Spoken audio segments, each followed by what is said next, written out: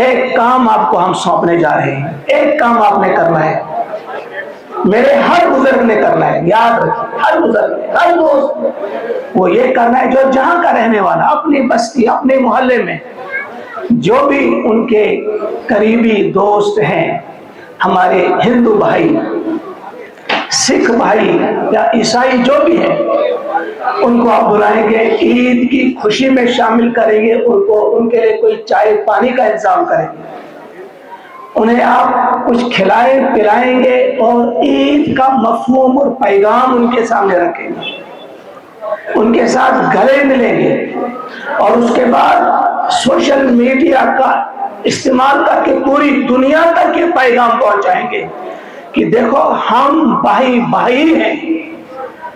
ہم آپس میں نفرت بانٹنے والے نہیں ہیں۔ یہ جواب ہوگا اور یہ بہترین طریقہ دعوت ہے۔